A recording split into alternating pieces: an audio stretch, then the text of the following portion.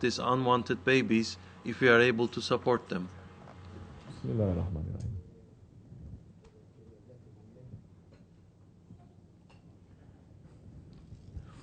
This is a very big problem. And let me tell you something.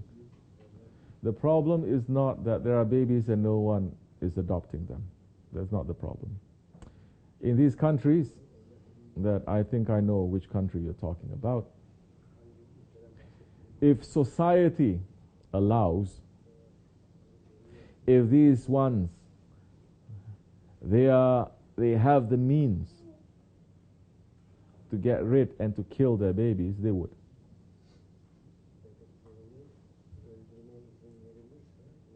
So it is not because there are so many unwanted babies that is the problem.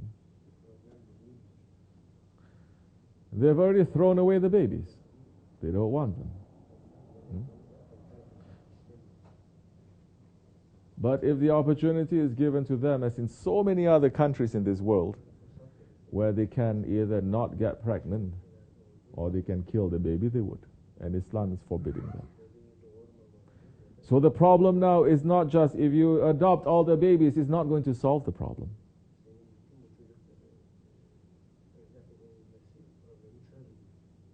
And this problem is not also the problem of you and me first.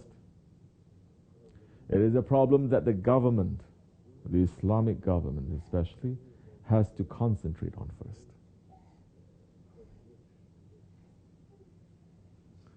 And if that Islamic government is not going according to the Shariat and the teachings of the Holy Prophet ﷺ, and if it is making it easy for people to enter into that kind of mess,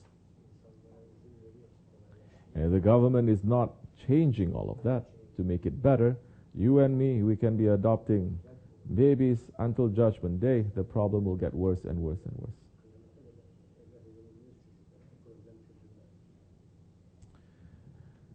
This is what we're saying in this second Jahiliyyah. The second Jahiliyyah. Take one thing and think on it. How many times we've heard Sheikh Effendi saying second Jahiliyyah worse than first Jahiliyyah, second Jahiliyyah worse than first Jahiliyyah. Take one thing. In the first Jahiliyyah, what were they doing? They were killing their children, right? Little girls. They were killing them, burying them in the hot sands. Because of what? Because of tradition. Now tell me, in this second Jahiliyyah, we are better.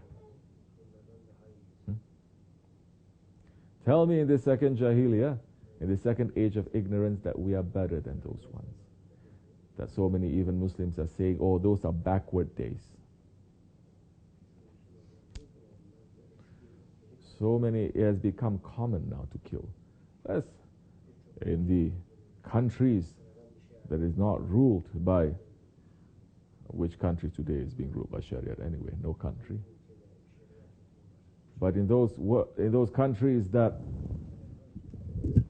is not following the understanding of Islam,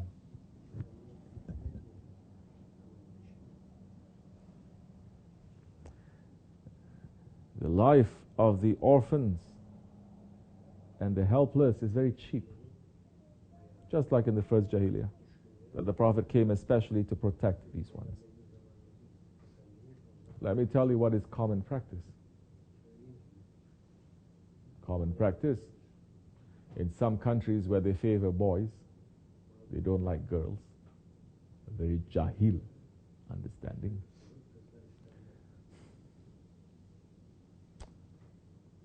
The baby comes out, the mother is poor. She couldn't afford to go for scanning or anything to understand if that's a girl or a boy. They have midwives. Baby comes out. They see the baby is a girl. It is a big burden on the family, because in some religions, in some traditions, when they get married, Hmm? The father who has girls has to give a dowry. Islam is opposite. You have to give to the girl. In other countries, you have to give to the boy. You have a girl, the boy is asking, I want to marry your daughter, but I'm asking $30,000. You have to give. They go into big jahil practice, big debt. If you have 2 girls, you're doing 3 girls, you finish. And what is that now? That is a tradition. It is a dunya tradition. It is for dunya. It has nothing to do with spirituality. It's because of money. And Allah is saying, don't think that when you have more children, your risk is going to decrease. The child comes with his own set of provisions. It is not you who is providing. It is Allah that is providing. And in these other countries, that they have the same kind of traditions as in the first Jahiliyyah. The baby comes out, the mother asks, is that a boy or a girl? The midwife says it's a girl. The mother says, kill it. And the midwife, just as it was coming out, snaps its neck or its backbone. This is common. This is what is happening. One midwife, she spoke to the media one time. She says, me, myself, I've killed hundreds. Hundreds. And now, when there's sonogram and there's scanning and there's other things, it's very expensive. It's all a business, of course. Now mothers, in those kinds of situations, they discover it's a boy or a girl. The girl, doesn't matter which term of pregnancy, the government then, it puts certain laws, but the government is not enforcing those laws. And they just get rid of it. Terrible stuff. You want me to say? What else you want me to say? You want me to say that they're using these babies to support the pharmaceutical and medical industry for so many different products that they're using? You want me to say that there are certain people who also eat these babies? You want me to say? Believing in certain things? What kind of a world we're living now? Second Jahiliyyah. So now, we have to get rid of the problem. And if we're not starting with ourselves, with the family, in small groups in the community, impossible. Impossible. If you are not doing what the Holy Prophet ﷺ is saying, in the Akhir Zaman, there's going to be so much fitna, that the best of the believers, this is what you have to do. Run to the mountains. Have 2 sheep with you. And sit and wait. Don't run around trying to get so much religious knowledge, even it's filled with confusion. Wait for Sahibul Zaman to come. Protect your faith. If you're not doing that, if we are not witnessing it amongst our own family members, it's become so common, our hearts now don't feel anything for this wrong thing that is happening. Isn't it? You are surrounded by so much wrong things, it's become normal to you. You don't feel that it is wrong. You don't feel angry for the sake of Allah. In fact, you're not supposed to. Muslims are saying, don't judge, brother. Don't judge. Allah has already judged. We cannot like something that Allah does not like. We're not saying that we are better. We're not saying those people are worse. We're saying that action is wrong. But everyone wants to be so politically correct. And they get very afraid. First ones to be questioned are those ones in authority. We are not, alhamdulillah, we escaped from that. But we are warning those who are listening. Those who don't want to listen, it is up to you. It's a free world. Free world to those who have money. You can afford it. Say to those babies, it's a free world. May Allah make it easy, inshallah, and restore the balance of this world, inshallah Rahman. Fatiha.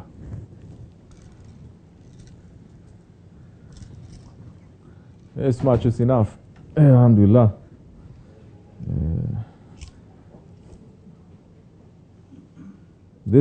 Don't think that this is not part of our religion, not part of our ibadat.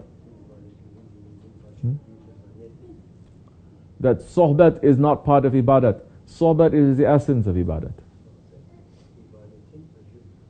Because religion is advice.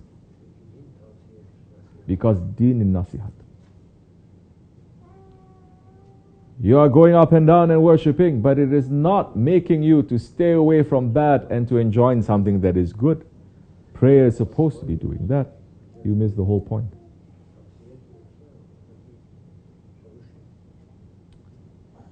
Because to be concerned about the state of the ummah, it is one of the requirements of Ramadan, as we just mentioned, didn't we? So start thinking and pray. That time, yes, you start praying for real things. You start praying for the sake of Allah, for the sake of Haqq. You're not praying for your own sake all the time. You are starting to understand and you're starting to feel a little bit of what the Prophet ﷺ is feeling about the ummah. May Allah forgive us and make it easy for us, inshallah. May we wake up from this ghaflat station. May tyranny fall. May Haqq prevail. May Shaykh Effendi and Mahdi alayhi salam and all the holy ones come and to restore adalat into this world, inshallah. For the sake of the Prophet alayhi salam, for the sake of Sahib al-Saif al-Fatiha. Amin. Assalamu alaikum wa rahmatullah.